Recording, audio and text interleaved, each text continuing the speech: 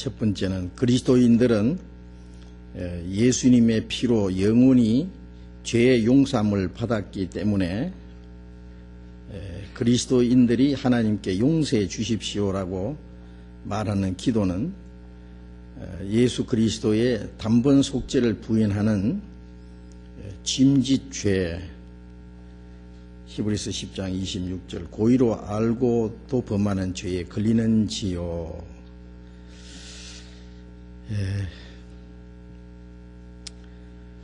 먼저 여기 짐짓죄라는 말이 나오는데요. 고의로 알고도 범하는 죄라는데 이 짐짓죄가 무엇인지를 먼저 조금 생각을 해봐야 되겠어요.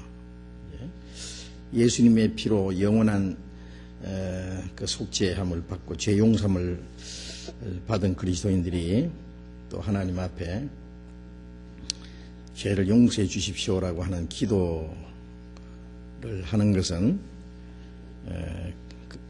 예수 그리스도께서 단번에 속죄해 주시는 것을 부인하는 그런 짐짓죄에 해당되는 것이 아닌가 하는 그런 질문입니다. 먼저 이 짐짓죄라고 그리고 히브리서 10장 26절이라고 기록해 주셨는데 히브리서 10장 26절을 먼저 찾아봅시다.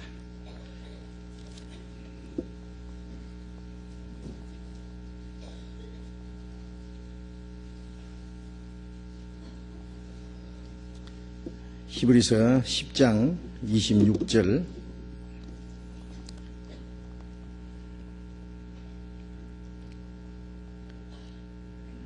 우리가 진리를 아는 지식을 받은 후 짐짓 죄를 범한 적 다시 속죄하는 제사가 없고 오직 무서운 마음으로 심판을 기다리는 것과 대적하는 자를 소멸할 맹렬할 불만 있으리라. 진리를 아는 지식을 받은 후에 짐짓 죄를 범한 적 다시 속죄하는 제사가 없고, 그런데 이 성경이 얼른 보면 좀 이해하기 어려운 그런 말씀입니다. 그리고 이 성경을 잘못 이해해서 신앙에 아주 큰 혼란을 일으키고 또 그 영혼이 아주 망하는 사람까지 있어요. 제가 옛날에 아는 한 사람은요, 이 성경을 가지고 계속 이 얘기를 해요.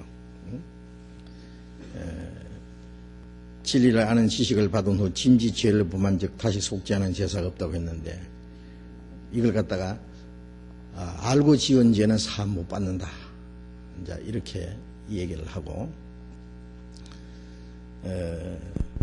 또 진리를 아는 지식을 받은 후 짐짓 죄를 범한다고 했으니까 믿고 지은 죄는 또 믿고 알고 지은 죄는 사함을 받지 못한다는 말씀이 아니냐.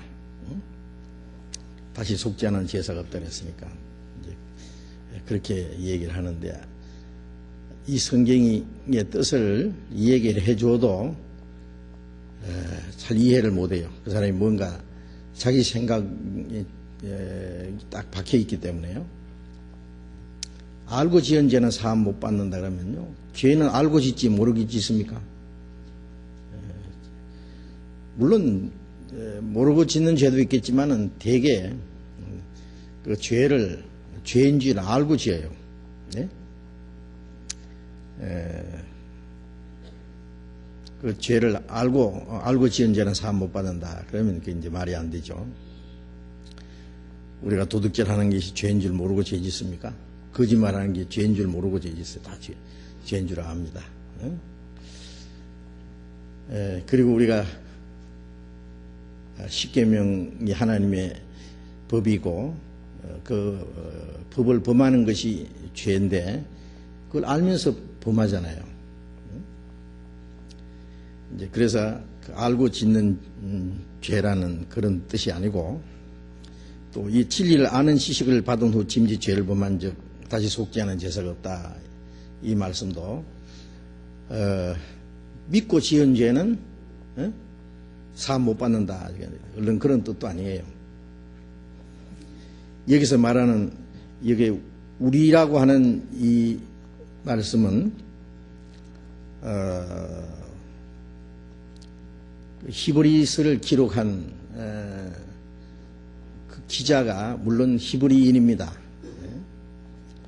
대개 히브리서를 기록한 기자가 바울 사도라고 합니다. 바울 사도는 유대인입니다. 히브리인이죠. 히브리인이나 유대인이나 마찬가지인데 이 히브리서를 기록한 목적은 그 히브리인들 즉 유대인들로 하여금 예수님이 구약 성경에 약속하신 그 메시아 그리스도라는 것을 깨닫게 함으로 그들로 하여금 구원을 받게 하기 위한 것이 목적이에요. 사도행전에 보면은 초대교회 당시에 많은 유대인들이 처음에 예수를 믿었어요. 예수님을 배척했던 유대인들에게 그 사도들이 너희들이 죽인 예수님을 하나님이 살리시고 그리스도가 주가 되겠다고 힘있게 복음을 전하고 그 후에 많은 유대인들 중에 수만 명이 예수를 믿었다고 그랬어요. 그러나 그들이 다 구원을 받은 건 아니에요. 그리고 얼마 후에 예수 믿는 사람들에게 큰 핍박이 일어나고 유대인들이 예수 믿는 사람들을 핍박하고 죽이고 막 그랬잖아요. 그때 예수를 믿기는 믿었지만 확실히 구원을 받지 못한 사람들이 다시 유대교로 돌아간 사람들이 많았어요. 예수님이 그리스도가 아니다. 예수 믿는 자들은 이단자들이다. 그러니까 다시 돌아간 사람들이 있었다고요. 지금도 이제 우리가 그런 비슷한 것을 생각할 수 있어요. 우리와 같이 이제 복음을 듣고 구원을 받은 사람들이 구원을 받았다는 사람들이요. 혹시 우리를 욕하는 사람들이 있잖아요. 그런 사람들의 비방을 듣고는 의심이 생겨가지고요. 이 성경에 어떤가, 성경이 맞은가 틀린가, 그리고 자기 스스로 판단을 하고 하나님의 말씀을 통해서 잘못된 것이 없으면은 그 비난하는 사람들이 잘못됐고 그것이 바로 진리를 대적하고 하나님을 대적하는 일인데요. 올바로 믿는 사람들, 그리스도인들을 핍박하고 또 올바로 복음 전하는 사람들을 비방하고 대적하는 것은 바로 하나님을 대적하는 것이고 그리스도를 핍박하는 겁니다. 예수님 말씀하신 대로 너희를 미워하는 것이 있고 나를 미워하는 것이다. 나를 영접하는 자는 나를 보내신 아버지를 영접하는 것이고 또 내가 보낸 자를 영접하는 것은 나를 영접하는 거다.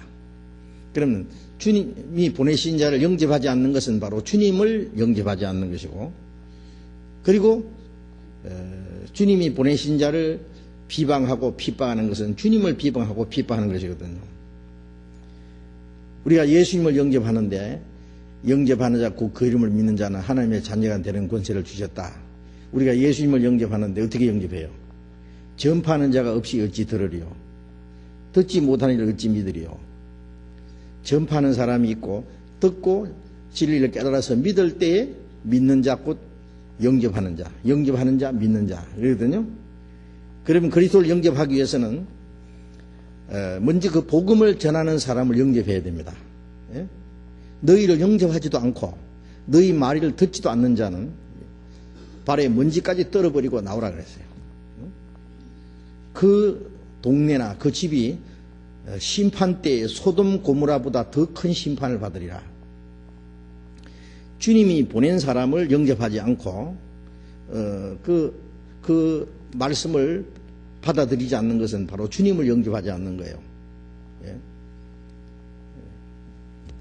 우리가 주님을 영접할 때에 주님의 말씀을 듣고 주님을 말씀을 듣고 은혜를 깨달음으로 영접하잖아요. 그럼 전해주는 사람이 있어야 될 거 아니에요. 그 주님 전해주는 사람을 영접하지 않고 어떻게 그 말씀을 영접하고 어떻게 주님을 영접합니까? 복음 전하는 사람을 대적하고 어떻게 그 복음을 받아들일 수 있겠어요? 그러니까 많은 유대인들이 예수님이 그리스도가 아니다. 예수는 나사렛 이단이다. 바울은 이단의 괴수다. 그렇게 핍박하니까 그들의 믿음이 흔들렸어요. 그들이 핍박하든지 말든지 성경을 펴놓고 이것이 그러한가, 그 말씀을 자세히 연구를 하면은 믿어질 텐데, 사도행전 17장에 보면은 베리아 사람은 데살로니가보다 더 신사적이어서 데살로니가 사람들은 무조건 핍박을 했어요. 그래 바울을 대적하고 핍박하고, 그러니까 바울이 떠나서 베리아로 갔어요. 베리아 사람들은 데살로니가 사람보다 더 신사적이다. 무조건 대적하고 핍박하는 것이 아니라 어떻게 신사적이냐? 간절한 마음으로 말씀을 받고 이것이 그러한가 하여 날마다 성경을 상고하므로 그 중에 믿는 자가 많고 헬라의 귀부인도 적지 아니하니, 그런 말씀이 사도행전 10장에 나오는데, 그 신사적이라는 것은 무조건 핍박하는 것이 아니라 우선 말씀을 듣고 간절한 마음으로 말씀을 듣고 그 말씀이 맞은지 틀린지 그러한지 옳은지 성경을 상고했다 그랬어요. 그 성경을 상고하는 가운데 믿는 자가 많이 생겼다. 그게 진짜 믿음입니다. 그런데 유대인 중에 많은 사람들이 그냥 그 유대교로 다시 돌아갔어요. 그래서 그런 사람들에게 예수님은 바로 구약 성경에 하나님이 이스라엘 백성들에게 약속하신 바로 메시아, 구약 성경 전체는 그리스도를 보내주시겠다는 약속이거든요. 요한복음 5장 39절에 예수님 말씀에 너희가 성경에서 영생을 얻는 줄 생각하고 성경을 상고하거니와 이 성경이 곧 내게 대하여 증거하는 것이다. 그 당시에 성경이라는 것은 구약 성경입니다. 신약은 아직 한자도 기록되지 않았을 때니까. 그 성경에서 영생을 얻는데 그 성경은 곧 내게 대하여 증거하는 것이라. 구약 성경은 예수 그리스도로 말미암아 죄사함과 구원받는 영생 얻는 진리를 가르쳐주는 거거든요. 그래서 구약 성경에서 예수 그리스도 하나님이 약속하신 그 메시아가 바로 예수님이라는 것을 깨달을 때에 구원을 받는 거예요. 그래서 그 히브리서는 구약 성경에 하나님이 이스라엘 조상들에게 쭉 말씀하신 그 선지자를 통해서 말씀하신 그 모든 말씀, 그리고 마지막 때에 예수 그리스도로 말씀하셨다. 그리고 구약 성경에 하나님이 이스라엘 민족을 택하고 그 다음에 하나님이 모세로 말미암아 이스라엘 민족을 애굽에서 건져내시고 그들에게 율법을 주시고 그들의 율법을 따라서 하나님 앞에 제사를 드리고 그 하는 모든 것이 바로 예수 그리스도를 가르치는 것이다 하고 말씀하는 것이 바로 히브리서입니다. 제가 지난 9월에 이스라엘에 가서 그 유대인들에게 전도할 때요, 그랬어요. 유대인들에게 전도하기 위해서 지금 많은 유대인들이 예수를 그리스도로 믿지 않아요. 아직까지. 십자가에 못 박혀 죽은 예수를 그리스도로 믿지 않아요.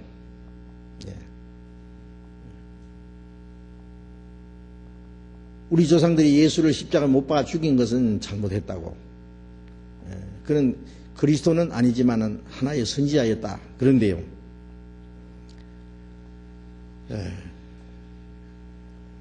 그들은 아직도 왕으로 오실 메시아를 기다리고 있어요. 그것이 바로 유대교인들입니다. 정통파 유대인들. 많은 유대인들이 아직도 그렇게 생각하고 있어요. 그런데 유대인들에게 전도하기 위해서는 히브리서를 잘 잘 가르쳐주면은 유대인들이 제일 구원받기가 쉽습니다. 그러니까 유대인들은 이 히브리서, 히브리서가 유대인들에게 가장 쉽게 이해할 수 있는 복음이라고 생각해요. 왜 그러냐면 우리는 히브리서를 보면 어려워요. 왜냐하면 구약에 있는 많은 제사의식이라든지 제사장에 대한 거라든지 유다지파에 대한 거라든지 또 레이지파에 관한 거라든지 여러 가지 그 구약 성경에 있는 그 내용들이 나오는데 우리는 물론 구약 성경을 많이 아는 사람은 이해할 수 있지만 그렇지 못한 사람은 히브리서는 좀 어려운 성경입니다. 그러나 이스라엘 사람들은 구약 성경을 많이 알기 때문에 바로 구약에 기록된 예수님이 메시아 그리스도가 바로 이 예수님이구나 하는 것만 깨달으면은 이제 구원을 받거든요, 그들이.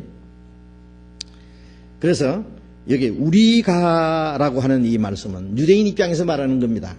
히브리서 1장 1절을 한번 봅시다. 예. 히브리서 1장 1절 2절 같이 읽어봅시다. 옛적에 선지자들로 여러 부분과 여러 모양으로 우리 조상들에게 말씀하신 하나님이 이 모든 날 마지막에 아들로 우리에게 말씀하셨으니 이 아들을 만유의 후사로 세우시고 또 저로 말미암아 모든 세계를 지으셨느니라. 여기 옛적에 그런 것은 구약시대를 가르치는 겁니다. 선지자들로 구약에 많은 선지자들이 있잖아요. 여러 부분과 여러 모양으로 창세기, 출애굽기, 레위기, 민수기, 신명기, 여호수아, 사사기, 룻기, 사무엘 상하, 열왕기 상하, 역대 상하, 그 다음에 시편, 그 다음에 이사야서, 에레미야서, 다니엘서 쫙 내려오면서 여러 선지자들을 통해서 여러 부분과 여러 모양으로 말씀했다. 우리 조상들에게. 우리 조상이라는 것은 여기 우리라고 하는 것은 이스라엘 민족, 히브리 민족을 말하는 거예요. 여기 우리라고 하는 이 안에는 우리 자신 포함 안 되죠. 이스라엘 백성 입장에서 얘기하는 겁니다. 히브리 조상들에게, 이스라엘 조상들에게 말씀하신 하나님. 구약의 많은 말씀들은 우선 이스라엘 백성들에게 주신 말씀이에요. 예? 화가가 모델을 놓고 그림을 그린다고 합시다. 뭐 물건을 그릴 수도 있고 또 사람을 놓고 그리는데 앞에 정면으로도 그리고 옆으로도 그리고 뒤에서도 그리고 위에서도 그리고 뭐 아주 입체적으로 여러 모양으로 그 모델을 하나 두고 아주 자세하게 그 그림을 그리듯이 구약 성경은 오실 예수 그리스도 한 분을 두고 모세는 이렇게 또 다른 선지자는 또 다른 방향으로 여러 가지 모양으로 여러 부분과 여러 모양으로 예수 그리스도 한 분을 여러 입장에서 얘기한 겁니다. 그래서 구약 성경에 예언된 많은 그 그리스도에 대한 말씀을 알 수 있다면은 예수님이 오시기도 전에 예수님은 어떤 분이라는 것을 알 수 있게 돼 있어요. 그리고 구약 성경을 안다면은 이 모든 날 마지막에 그런 것은 조상들에게 말씀하신 그 제일 마지막 이게 아들은 예수 그리스도죠. 우리에게 예수님이 오셔서 직접 말씀하신 겁니다. 우리에게 이스라엘 백성들에게 말씀하신 하나님이 우리 아들로 우리에게 말씀하셨으니 이스라엘 백성들에게 선지자를 통해서 말씀했고 마지막에는 아들을 직접 보내서 말씀했다. 그래요? 그래서 예수님이 내가 스스로 온 것이 아니라 아버지께서 날 보내셨다. 아버지께서 날 보내셨다는 말은 하나님 아버지께서 보내셨다는 말씀인 동시에 그 아버지의 말씀대로 왔다. 그 뜻입니다. 말씀대로. 그리고 내가 그 말할 것과 행할 것을 다 아버지께서 주셨다. 나는 스스로 말하는 것이 아니다. 그랬어요. 그 구약 성경에 약속한 그대로 왔다. 그 약속 없이 무조건 온 것이 아니다 그거예요. 그리고 그 아들을 만유의 후사로 세우시고 저로 말미암아 모든 세계를 이었다. 그 아들은 바로 온 세계를 창조하신 창조주라는 거. 그리고 바로 그분이 만유의 후사라고 하는 것. 즉 우리를 구원하실 분이라는 것을 여기에 이제 말씀하고 있습니다. 그러니까 이 히브리서는 히브리인 입장에서 이해를 해야 돼요. 그리고 이제 그 히브리서 1장부터 시작해서 쭉 10장 18절까지는 예수 그리스도께서 구약에 약속하신 그 예수님이 메시아가 오셔서 십자가에 죽어서 영원한 속죄를 이루셨고 그로 말미암아 하나님이 우리 죄를 사하시고 우리 죄를 다시 기억지 않는다는 말씀까지. 그래서 10장 18절에는 이것을 죄와 불법을 사하셨은즉 다시 죄를 위해서 제사 드릴 것이 없나이다. 여기까지 복음에 대한 설명이 완전히 끝났어요. 그리고 이제 19절에는 그러므로 형제들아, 히브리서 10장 19절에 우리가라는 것은 이제 이스라엘 백성들 입장에서 우선 얘기하는 겁니다. 우선. 그러면 이스라엘 백성들에게만 해당되느냐? 아니, 우리에게도 해당되죠. 예? 마태복음 1장에 보면은 그 이름을 예수라 하라. 이는 자기 백성을 저희 죄에서 구원할 자이심이라. 자기 백성이 어느 백성이요? 예? 이스라엘 백성을 가르칩니다. 자기 땅에 오매 자기 백성이 영접지 않았다. 예? 그 자기 백성이라는 것은 바로 하나님의 택한 이스라엘 민족을 가르칩니다. 예? 자기 백성을 저희 죄에서 구원할 자이심이라. 그러면 이스라엘 백성들을 죄만 사했느냐? 아니거든요. 이스라엘 백성들에게 우선권이 먼저 있고, 예? 이스라엘 사람들의 죄만 위한 것이 아니라 온 세상이 죄를 위했다. 예? 세상 죄를 지고 가신 하나님의 어린 양이기 때문에. 그러니까 이스라엘 백성들에게 약속하신 그 축복이 그걸 온 세상 사람들에게 주신 겁니다. 그러니까 이스라엘 사람들 입장에서 먼저 생각하고 그 축복 속에 이방인이 같이 참여한 겁니다. 네? 그러니까 예수님의 제자들, 사도들도요, 예? 처음에는 유대인들에게만 전도해야 될 줄 알았어요. 예수님께서 예루살렘부터 시작해서 땅까지 복음이 전파될 것을 말씀을 하셨지만은 베드로가 그걸 깨닫지도 못하고 이방인에게 전도하는 것은 아주 위반인 줄 알았잖아요. 그러니까 하나님께서 그 사도행전 10장에 보면은 그 환상 중에요, 네 그 보자기에 그 네 모퉁이에 그 각종 그 땅의 짐승들, 아주 부정한 짐승들, 예? 그런 짐승이 담긴 그 보자기가 네 모퉁이가 메인 것이 하늘에서 내려와서 하나님 말씀에 베드로야 일어나서 잡아먹어라 그랬어요. 하나님, 내가 이제까지 부정한 것은, 깨끗지 않은 것은 내가 먹은 일이 없습니다. 하나님 말씀에 하나님께서 깨끗하게 하신 것을 네가 속되다 하지 마라. 이런 일이 3번 있은 후에 올라갔거든요. 이게 무슨 뜻인가? 근데 조금 있으니까 고넬료의 집에서 사람이 왔어요. 고넬료라는 백부장이 당신을 청했습니다. 온 그 가족들이 모여서 말씀을 듣기 위해서 지금 기다리고 있습니다. 가십시다. 그때 베드로가 깨달은 거예요. 아하, 하나님이 이방인에게도, 유대인들은 이방인을 아주 부정한 것으로 생각하거든요. 부정한 것은 먹지 않았다고 하는 것처럼 이방인들에게 전도하는 것은 아주 부정하게 여겼어요. 이방인들하고 이 얘기도 하지 말고 밥도 먹지 말고 교제도 하지 마라. 전도도 하면 안 된 줄 알았어요. 하나님이 깨끗하게 하신 것을 네가 속되다 하지 마라. 하나님은 유대인과 이방인 관계없이 모든 사람을 주님의 피로 깨끗하게 했기 때문에 이방인에 가서 전도하라 그래요. 일어나서 잡아먹으라 그 말은 그 이방인도 전도하라 그거예요. 구원받게 하라 그 말이거든요. 그러니까 유대인들에게 주신 축복이 그 다음에 이방인에게 넘어간 거예요. 그러니까 여기 우리라는 말이 히브리서에 나오면은 첫 번 유대인이고 그 다음에 우리도 그 은혜에 참여한 겁니다. 그래서 유대인 입장에서 그러므로 하나님께서 예수님이 십자가에 죽어서 그리스도로서 영원한 속죄에 이루셨고 하나님 우리 죄를 기억지도 아니하시고 다시 속죄하는 제사가 없이 완전히 이루셨기 때문에 그러므로 여기 형제들아 그 말은 이스라엘 민족 입장에서 유대인들 입장에서는 그들을 구원받았든지 안 받았든지 형제들아 그렇게 말하는 거예요. 우리가 예수의 피를 힘입어 성수에 들어갈 담력을 얻었으니 자, 물론 우리 예수 믿는 사람도 구원받은 사람도 형제들이죠. 그러나 유대인들에게도 그렇게 말하는 겁니다.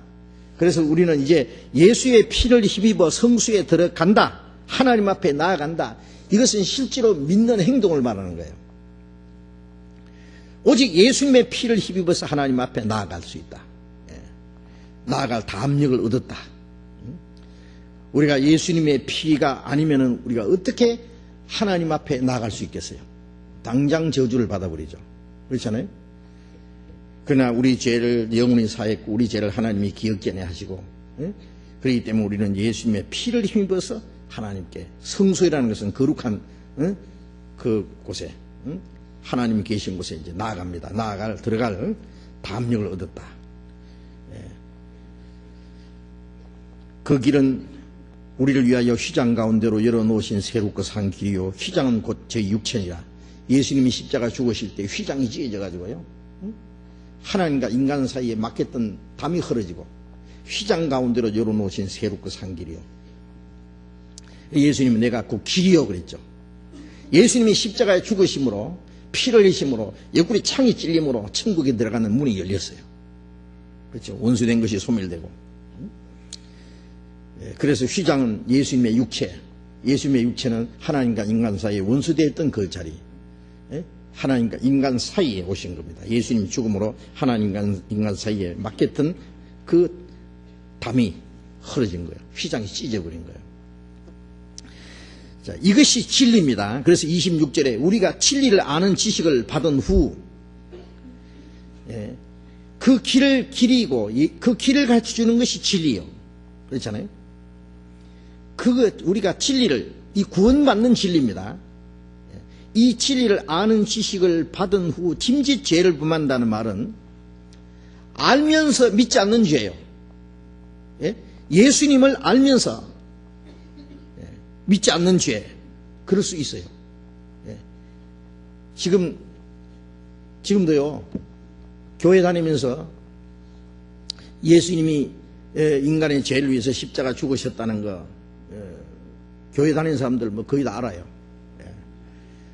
예수님이 온 세상 죄를 위해서 십자가 죽으시고, 예수 그리스도 은혜로만 구원을 받는다는 그 교리요. 그게 이 신교의 기독교 교리입니다.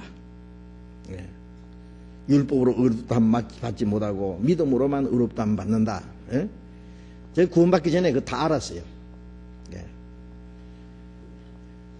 그 배우고 신학교에서도 배우고 또 그걸 가르치기도 했어요. 그런데 실제로는 믿지 않았거든요. 그런 것이 말하자면 진리를 알고도 믿지 않는 거예요. 지금 그 구원받으면 좋은 줄 알면서 구원 안 받은 사람들 많잖아요. 거듭나야 될 줄 알면서 거듭나지 않는 사람도 있어요. 예수 그리스도를 영접해야만 될 줄 알면서 실제로 영접 안 해요. 그 이유가 있겠죠. 물론 어떤 사람은 우리 성경 공부하는 데 와서 다 듣고는 다 좋네요. 참 성경 좋고 믿으면 구원받으면 참 좋네요. 그러나 나는 지금 안 받으랍니다. 왜 안 받느냐 하면은 구원받으면 뭣도 못하고 죄도 많이 되려 못 짓고 아주 예수 믿으면 재미없을 것 같거든요. 그러니까 나중에 믿겠습니다. 나중에 구원받겠습니다. 그래서 구원 받을까봐 마음을 단단히 먹고요. 일부러 안 받으려고 마음 문고리를 딱 걸어 잠가놓고요. 제가 그런 사람 여러 사람 봤어요. 우리 전도 집회 많이 참석했어요. 그 집회 하면은요, 다음에 무슨 말 나올까까지 다 알아요. 하도 들어서 압니다.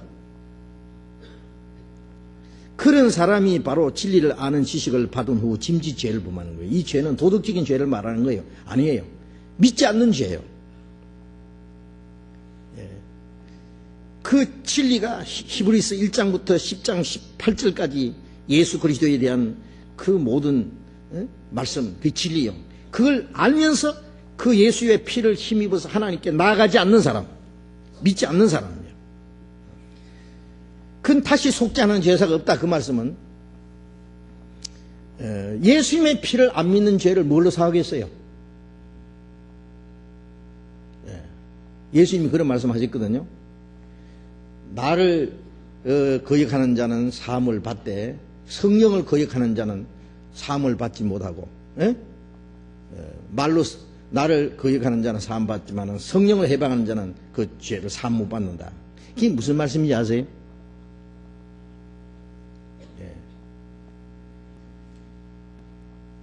예수님 시대에 예수님을 비방하는 사람도 예수님 십자가 죽으신 걸 믿으면 구원이에요. 그렇잖아요? 예수님을 십자가 못 박아 죽인 사람들도 베드로가 그랬어요. 너희들이 죽인 예수를 하나님이 살리시고 그리스도가 죽어야 되겠다. 그러니까 그 말을 들은 사람들이 찔렸어요. 우리가 예수를 죽였는데 그 예수가 그리스도라. 그럼 우리가 그리스도를 죽였으니 형제들아 우리가 어찌할꼬? 그런 거, 예? 각각 예수 그리스도의 이름으로 제사함 받고,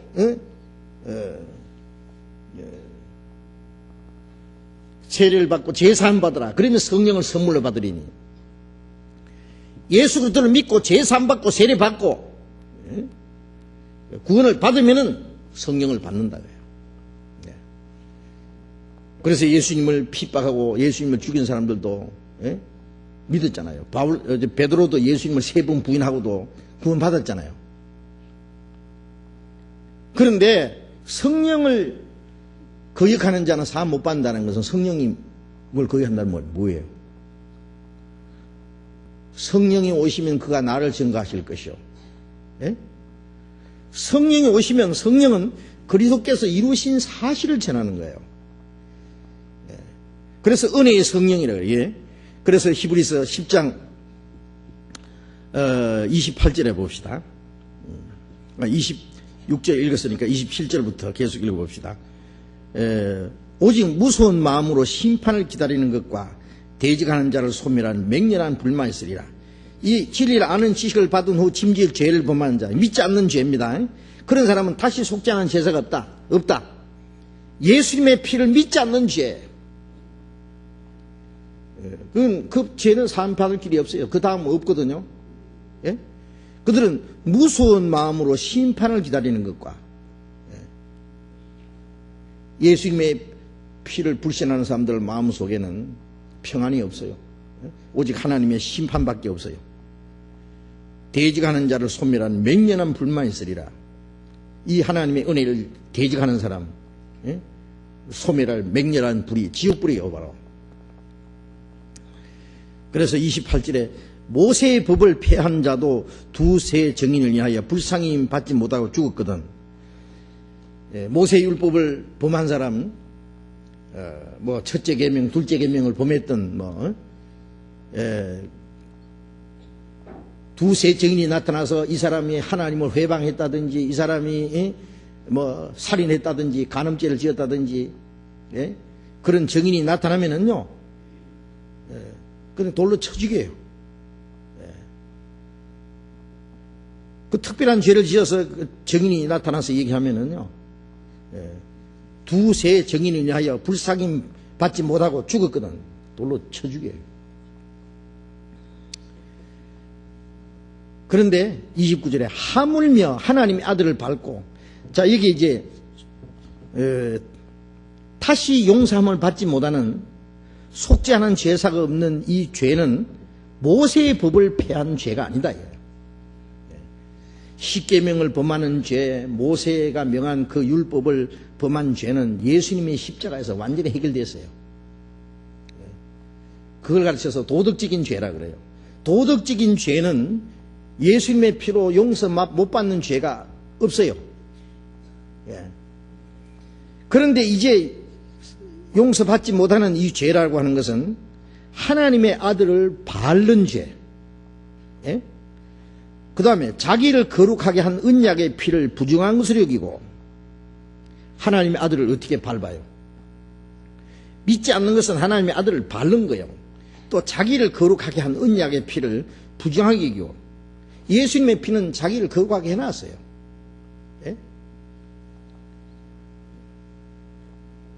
베드로후서 2장에 보면은 이 거짓된 교리를 가르치는 사람들이 자기를 사신 주를 부인하는 자들이라고 그랬어요. 주님은 자기를 사주셨는데 자기가 부인해요. 주님의 피는 자기를 거룩하게 하셨는데 그 언약의 피를 부정한 것을 여긴다는 말은 안 믿는단 말이에요. 내 주의 보혈은 정하고 정하다. 내 죄를 정케 하신 주 날 오라 하신다. 주님의 피는 너무나 정하고 정하고, 주님의 피는 우리 죄를 깨끗게 하고, 깨끗게 하고도 주님의 피는 더러워지지 않아요. 계속 폭포수가 쏟아지듯이, 그 폭포수 밑에 사람의 몸을 좀 씻는다고 폭포수가 더러워지겠어요? 샘솟도 나는 피곤새 한없이 뜨다. 날 정케 하신 피 보니 그 사랑 많도다. 그런데 그 자기를 거룩하게 하신 그 언약의 피, 언약에는 하나님이 구약에 약속한 그대로 예수님의 피로서 언약을 세우고 그 깨끗했는데 그 피를 부정한 것을 이긴다는 말은 불신한 거예요. 또랑물처럼 생각하는 거예요. 자기 죄 큰 줄 알고 예수님의 공로 큰지 몰라. 여러분, 교회당에 새벽부터 어떤 사람은 밤새도록, 또 어떤 사람은 저 산에 가서 금식하면서 막 울면서 기도하는 사람, 그런 사람 보셨어요? 왜 우는지 아세요? 은혜 받아서 운다고요? 거짓말이에요. 은혜 받아서 왜 그렇게 울어요? 답답해서 그래요. 답답해. 죄 때문에. 저도 죄 때문에 많이 울었어요.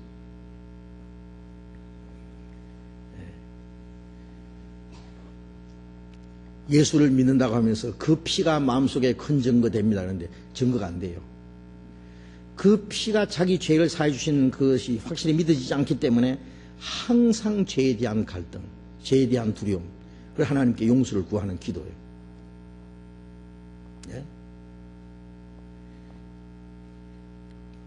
자기 죄 큰 줄 알고 예수님의 공로 큰 줄을 모르는 거예요. 그게 불신이에요. 그게 불신입니다. 만일 예수님의 피가 우리 죄를 영원히 사했다는 것을 믿으면 기뻐하고 감사해야 되죠. 하나님은 우리가 죄 때문에 항상 울고 괴로워하고 죄의식 가지고 막 두려워하고, 그걸 하나님이 좋아하지 않아요. 죄 때문에 우는 거 하나님 좋아하시겠어요? 죄 때문에 괴로워하고 무서워하고 두려워하고, 그거 하나님 좋아하시겠어요? 죄 때문에 두려워하고 하는 사람은 죄 안 질 것 같아도 사실은 더 져요. 이왕 베린 몸 그러면서 더 진다고. 죄 사해 주신 걸 믿고 기뻐하고 감사하는 걸 하나님이 원하셔요. 죄 사해 주신 걸 믿고 기뻐하고 감사하면 그 사람 마음속에 성령이 계셔요.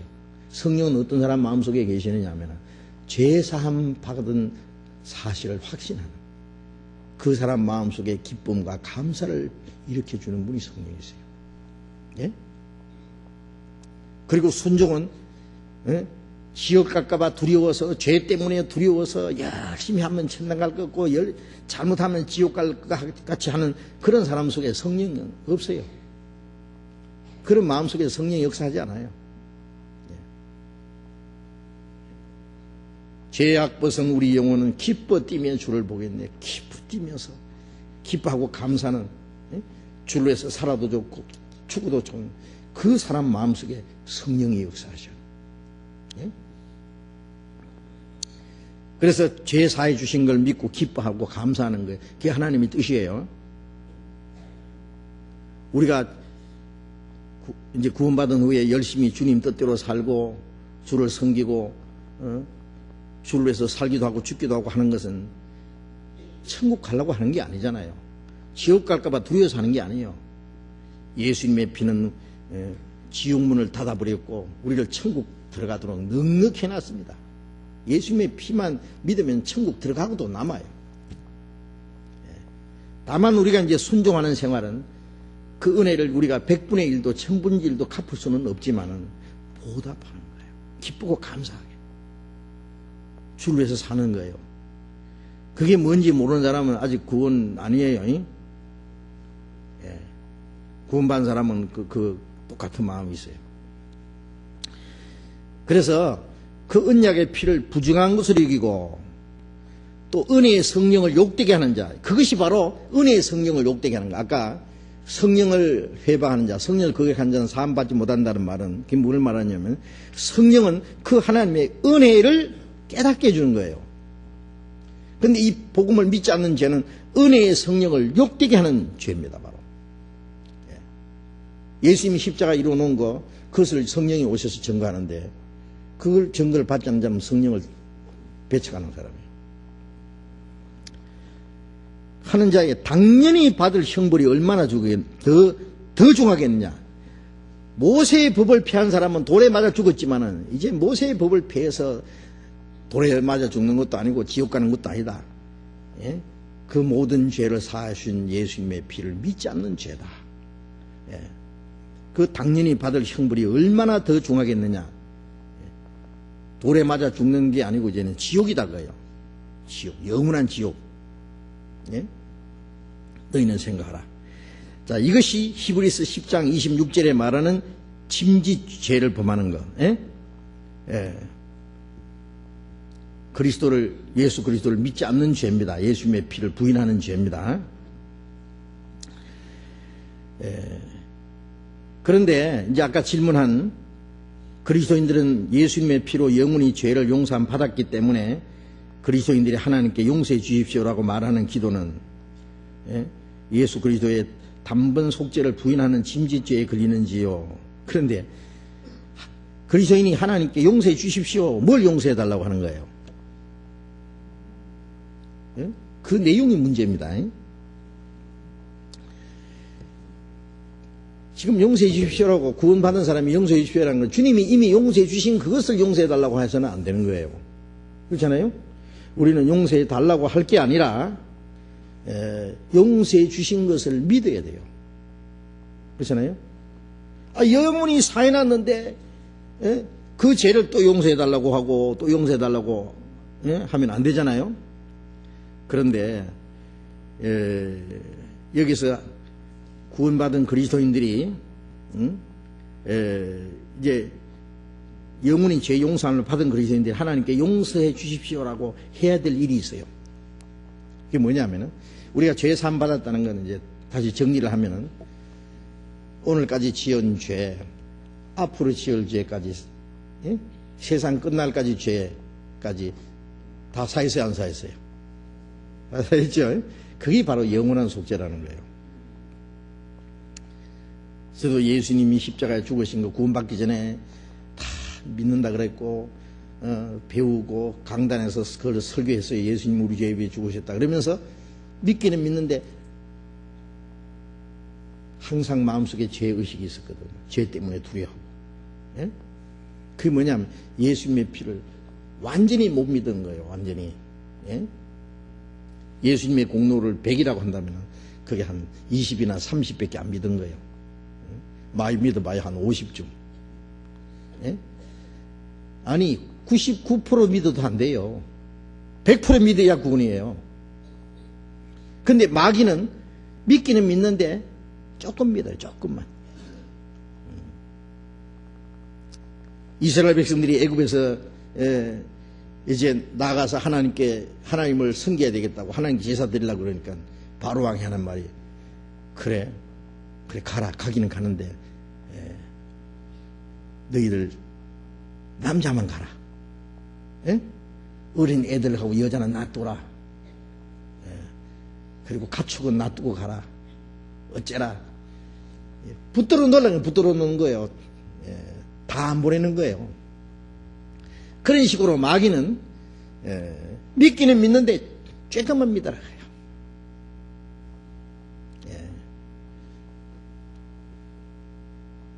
어떤 사람에게는 원죄만 사했다. 예수님 십자가에서. 그래 어떤 사람은 예수님 십자가에서 원죄만 사했다고 생각하는 사람도 있어요. 어떤 사람은 지난 죄만 사했다. 그 마귀가 제일 많아요. 지난 죄만 샀고 그럼 앞으로 지는 죄는 어떻게 하냐. 앞으로 죄는 막 기도하고 용서해달라고 빌고 막 울면서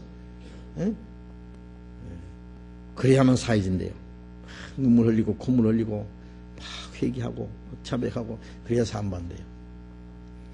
그러면 앞으로 지는 죄는 막 눈물 흘리고 콧물 흘리고 안 하고 그러면 어떻게 되냐? 그럼 지옥 간대요.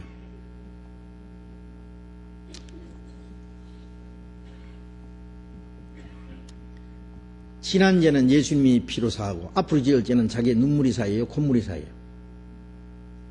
예?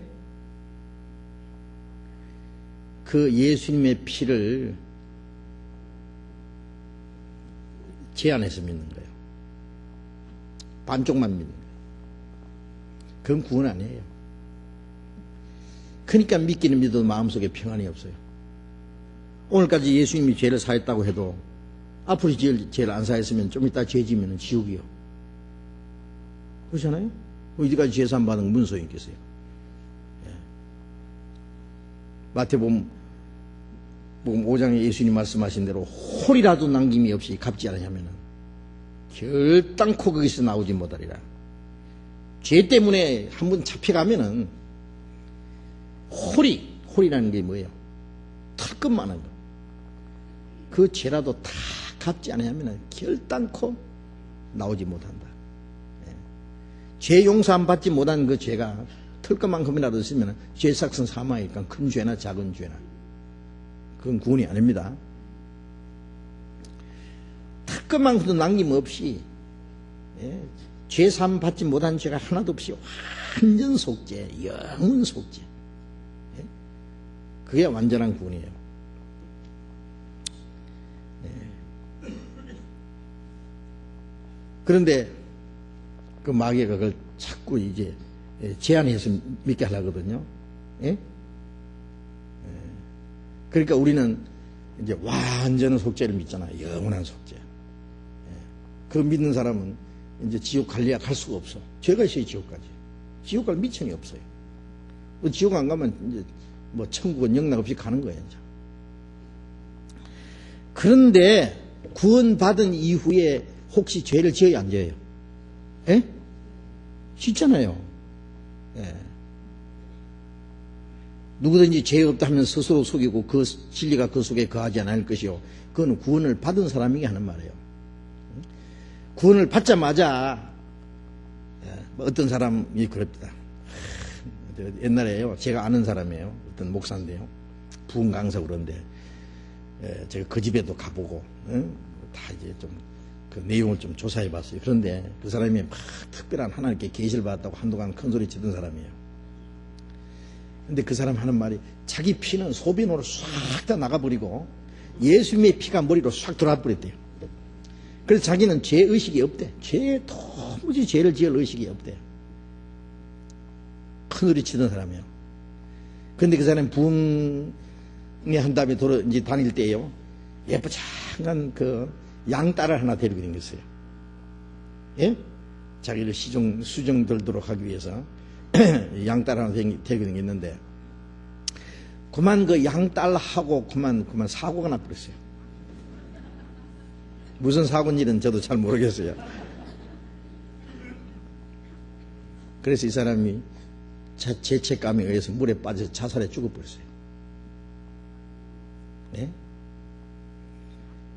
그런데 그 사람이 죽고 나서 아직도 교회가 남아있는데 그게 세일교회라는 거예요. 아세요? 세일교회라는 교회가 있어요. 저 사람들 내용을 내가 잘 압니다. 그 죽은 목사가 집이 부여에 있었어요. 부여에. 침례교회도. 그런데 그 얼마나 거짓이냐 그 말이에요. 어떻게 죄의식이 없어요. 우리가 이 세상에 사는 동안에 주님 앞에 간 날까지 완전 거룩은 없습니다. 예? 점점 거룩해지고 점점 저 변화를 가다가 마지막 부족한 부분이 주님이 오실 때 우리 육신까지 완전해져요. 그때까지는 바울사도가 말한 대로 나는 날마다 죽노라. 내 날마다 육체를 쳐서 복종시킨다.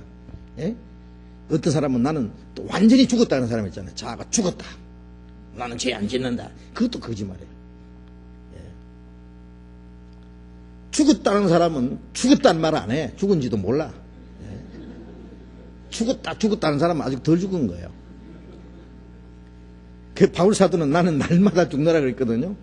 죽을 게 있으니까 날마다 죽지. 한 번만 완전히 죽어버리면 뭘 또 죽을 것이 있어요. 우리가 원칙적으로 내가 그리도 함께 십자가에 못 박혔나니 그것은 예수님이 십자가에 죽으시면 우리 죄를 사하실 뿐 아니라 바로 성령께서는 너는 죽었다는 걸 가르쳐줘요. 죽었다는 거. 그래서 그 성령께서 나는 그리스도 함께 십자가에 못 박혀 죽었다는 사실을 알기 때문에 이제 내 속에 그리스도께서 사신 것이고 이 내 속에 육체 소욕이라는 것은 아무 가치도 없고 그것을 처리하기 위해서 예수님이 십자가 죽으셨다는 사실을 알기 때문에 그 예수님의 십자가가 우리 속에서 역사해요. 역사한다는 것은 내 육체 소욕을 죽이는 거예요. 날마다 죽여야 돼요. 날마다 육체를 쳐서 바울사도도 내 육체를 쳐서 복종시킨다 그랬잖아요. 이게 기회만 있으면 육신이 나와요. 이걸 계속 육체를 다스려야 돼요. 벌써 자기는 뭐 완전히 신령한 척하고 자기는 이제 죄 안 진 것처럼 하면은요 언제 죄 질지 몰라요. 어제까지 성령 충만했던 사람도 나태해지면 오늘 죄 가운데 빠질 수 있어요. 한 번 성령 충만했다고 계속 충만한 것도 아니고. 그런데 구원받은 이후에 짓는 죄는 그 죄까지 사했으니까 지옥은 안 가잖아요. 그러면 구원받은 이후에 짓는 죄는 어떻게 되냐? 죄는 죄요. 구원받 후에 짓는 죄는 죄가 아닌 게 아니라 죄는 죄요. 그러면 구원받은 사람이 짓는 죄는 지옥 가는 죄는 아니고 뭐냐? 하나님하고 교제가 안 돼요. 교제. 예? 구원받은 이후에 우리의 신앙생활이라는 것은 하나님과의 교제입니다. 계속 교제. 예? 로마서 5장 1절에 보면 우리가 예수 그리스도를 믿음으로 하면 의롭다함 받았으니 하나님 예수 그리스도로 더불어 하나님과 화평을 누리자. 예수 그리스도로 말미암아 의롭다함 받은 사람은 이제 하나님 예수 그리스도로 말미암아 하나님과 화평을 누려야 돼요. 하나님과 화목을 이루었는데 화목을 계속 누려야 돼요. 예? 그런데 죄가 들어오면 이 화목이 깨져. 하나님과 교제가 안 돼요.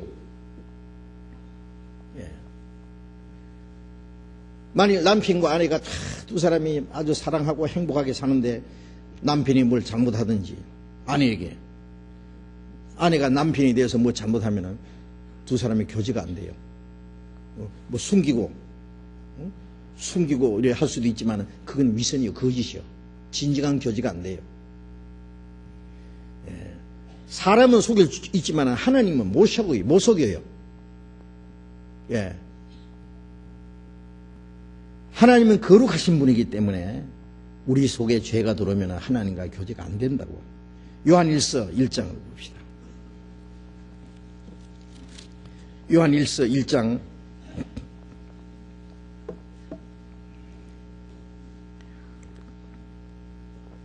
3절 우리가 보고 들은 바를 너희에게도 전하면 너희로 우리와 사귐이 있게 하려 함이니 우리의 사귐은 아버지와 그 아들 예수 그리스도와 함께 함이라.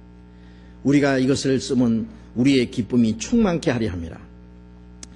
이 말씀은 구원받은 이후에 요한 1서의 목적은 구원받은 사람이 하나님과 함께 사귀는 사귐입니다. 우리의 사귐은 아버지와 그 아들 예수 그리스도와 함께 함이라. 구원받은 이후의 신앙생활은 하나님과의 사귐, 그리고 하나님과 사귀는 사람들끼리의 사귐. 구원을 받은 사람하고 구원 안 받은 사람하고 진정한 교제가 돼야 안 돼. 되겠어요, 안 되겠어요? 예? 죽은 사람하고 산 사람하고 교제돼요? 하나님과 화목이 이루어진 사람하고 하나님하고 원수가 된 사람들끼리 교제가 되겠어요? 참 유감스러운 것은요, 남편과 아내가 같이 살아도요, 한 사람 구원받고 한 사람 구원 안 받았으면요 진정한 교제가 안 돼요. 소망이 다르고 사는 목적이 다르고 가치관이 다르고 살아가는 방법이 다르고 생각이 다르고 모든 게 다른데, 한 사람은 위로 올라가려고 하나는 새처럼 공중에 날아가려고, 하나는 두더지처럼 땅속으로 기 들어가려고. 이 교제가 되겠어요? 그러니까 결혼 생활을 하다가 구원을 받은 사람은, 한 사람은 구원받은 사람은 빨리 구원받지 않은 아내나 남편을 빨리 구원받게 해야 돼요. 그렇지 않으면 계속 갈등이 있어요. 문제가 있어요. 부모와 자식끼리도요, 자식이 구원을 안 받았든지 부모님이 아직 구원을 안 받으셨으면은요, 육신적인 것은 되는데 마음이 안 통해요. 완전히 안 통해요. 외국 사람 대하는 것처럼 이 말이 안 통해. 친척끼리도 마찬가지요. 명절에 오랜만에 만나도요, 안 통해요. 세상에 쓸데없는 얘기는 해서고 말이요, 완전히 사고방식이요. 구원받은 사람은 막 불쾌해서요, 견디지를 못해요. 어떻게 하면 전도할까? 그 영국뿐이에요. 그 전도 받을 생각을 안 하고 아무리 해도 아니고 예수 믿는다고 빈정거리기나 하고 말이요. 안 통한다니까요. 교제가 안 돼요. 그러니까 이 그리스도인의 교제라는 것은, 구원받은 사람들은 육신적인 모든 조건을 다 초월해서, 그 사람이 부자든 가난하든 그 다음에 지식이 있든 없든 잘났든 못났든 인격이 훌륭하든 인격이 좀 모자라든 상관없이 구원받았다는 이유 때문에 하나님 한 아버지 한 형제 자매, 이제 천국 가서 영원히 같이 살 사람들이요. 천국 가면 부자고 가난하고 배우고 안 배우고 잘난 사람 못난 사람 그런 거 아무것도 없어요. 똑같아져요. 완전히 영원히 똑같아져요. 이 세상의 육신적인 조건은 다 이 세상에 사는 동안 잠깐 있을 거예요. 그래서 우리는 아무 사람도 육체를 알지 않는다. 하나님 우리를 보실 때 육체대로 보십니까? 육체적으로 잘난지 못난지 그거 보고 하나님 우리를 평가하시고 우리를 대접해 주세요? 아니에요. 가난하든 배웠든 못 배웠든 상관없이 우리가 구원받았고 하나님 자녀이기 때문에 하나님 우리를 사랑하시고 무조건 우리를 지키시고 인도하시는 거예요. 그래서 하나님이 우리를 보시듯이 우리가 서로 보는 거예요. 서로 우리가 서로를 영접해요. 그래서 하나님과 교제가 이루어진 사람들끼리, 그럼 구원받은 형제 자매들은요, 그래 우리 형제 자매란 말이 얼마나 아름다운 말인지 모릅니다. 구원받은 사람은 형제 자매란 말이 거침없이 나와요. 형제 자매, 사랑하는 주님 앞에 형제 자매, 한 피 받아 한 몸 이룬 형제여 자매들이여, 한 몸같이 친밀하고 마음좋지 하나되어 우리 주님 크신 뜻을 진심으로 준행하세요. 정말 사랑해 갑니다. 저도 아직 육신적으로 그 혈육이 구원받지 못한 제 누님도 있고요, 친척들이 있어요. 죄송하지만 안 통해요, 안 통해. 그냥 의무적이에요. 의무적으로 하는 것이고, 그리고 언젠가 전도하기 위해서요, 뜸을 들이는 것이지 정말 진정한 사랑이 안 간다니까요. 그래서 우리의 사귐은 아버지와 그 아들 예수 그리스도와 함께하는 사귐, 교제입니다. 그 구원받은 형제들은 만나면 막 기쁘고 그렇게 좋고 시간 가는 줄 모르고 며칠만 안 봐도 또 보고 싶고, 그게 생명이에요. 생명에서 나오는 법칙이에요, 그게. 피는 물보다 진하다. 그렇죠. 피는 속일 수 없어요. 성령은 피보다 귀하다. 그렇죠. 예수님의 피로 구원받고 성령으로 말미암아 하나된 하나님의 자녀들. 이 세상의 육체는 몇 년짜리요? 길어봐야 뭐 몇십 년짜리요. 우리가 예수님의 피로 구원받고 성령으로 하나된 이 형제 자매들은 영원이요, 영원.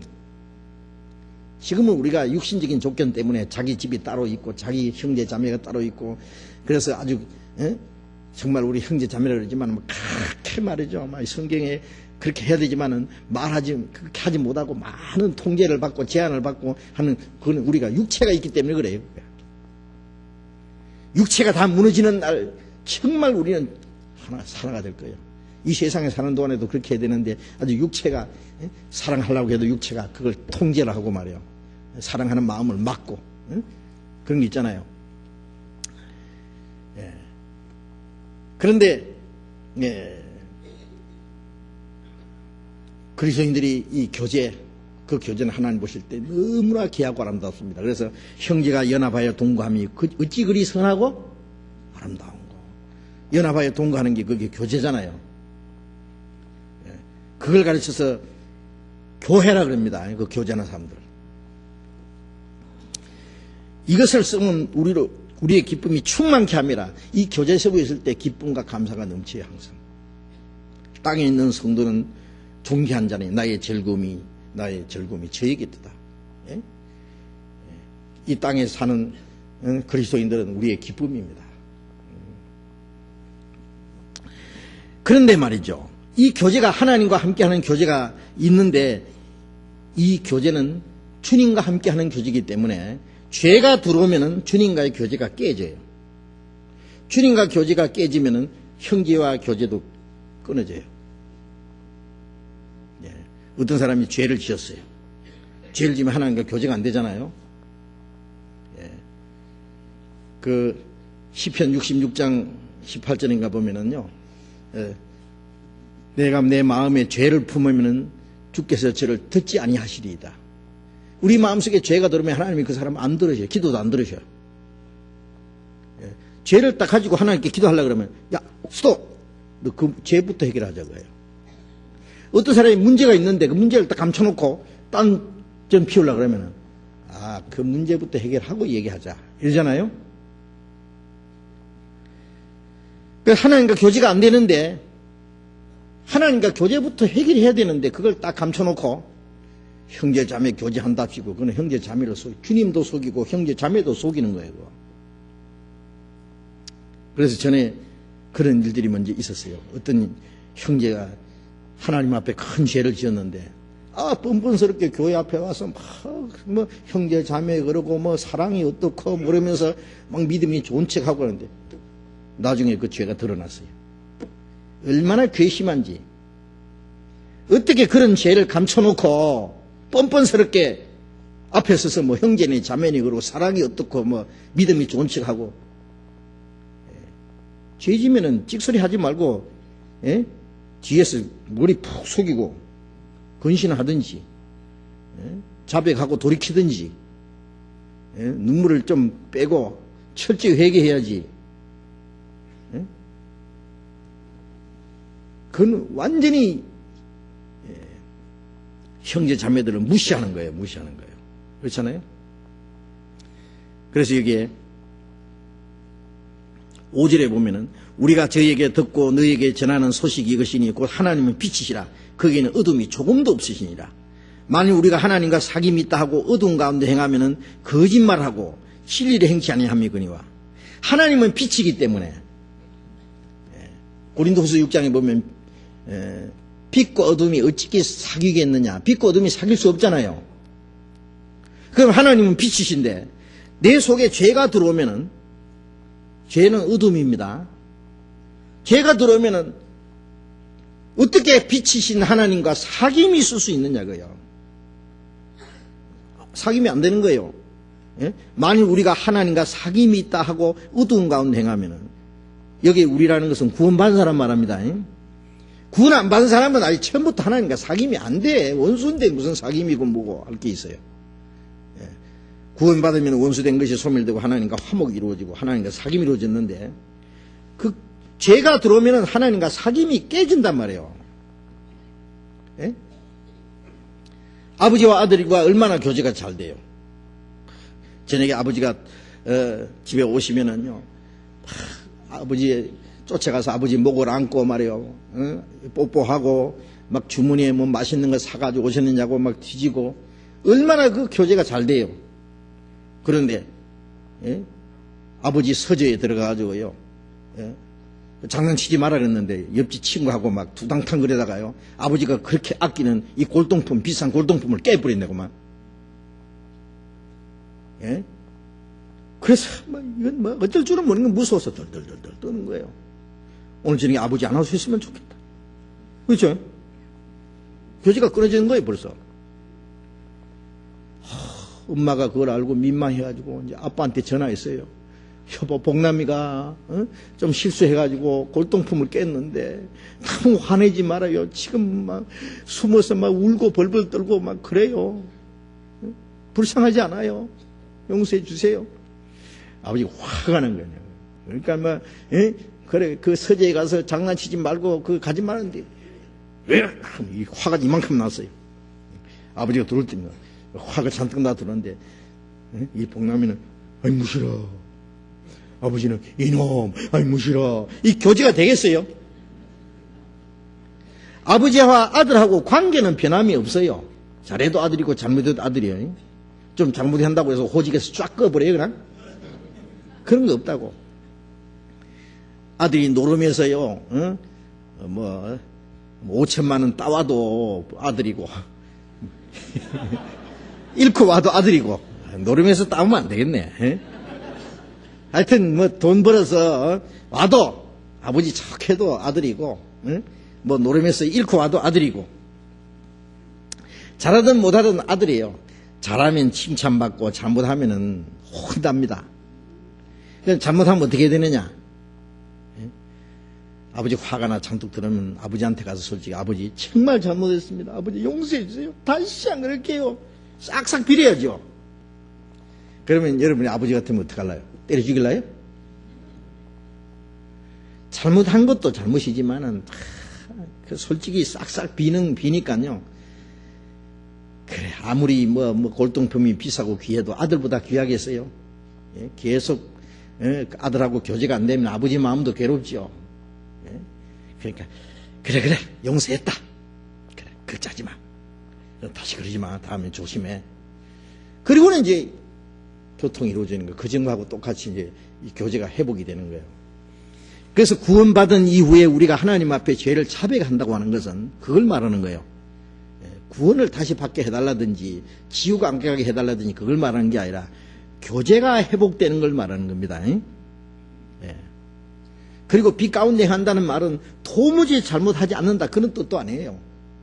우리가 빛 가운데 가는 사람도 실수할 수 있고 잘못할 수 있어요. 그러나 빛 가운데 가는 사람은 즉시 어두움이 빛 가운데 드러나요. 즉시 하나님 앞에 자백하고 돌이켜야 돼요. 그게 빛 가운데 가는 사람이에요. 어두운 가운데 가는 사람은 죄를 짓고 자꾸 감추는 거예요. 그게 어두운 가운데 가는 거예요. 솔직하지 못하고 돌이키지 않고. 우리가 잘못할지라도 자백하고 돌이키고 그러면 되는 거예요. 그래서 7절에 저가 빛 가운데 계신 것 같이 우리도 빛 가운데 행하면 우리가 서로 사귐이 있고 그 아들 예수의 피가 우리를 모든 죄에서 깨끗게 하실 것이요. 여기서 그 아들 예수의 피가 우리를 모든 죄 깨끗게 한다는 이 죄는 구원받은 이후에 짓는 죄를 말하는 거예요. 여기에 모든 죄라는 것을 올바로 번역하려면 모든 죄가 아니라 낱낱의 죄라고 해야 돼요. 낱낱의 죄. 예? 영어로는 뭐 all sins라고 하지 말고 every sins 이렇게 하는 게 좋겠죠. 낱낱의 죄. 예? 모든 죄는 우리가 산 받았어요. 예.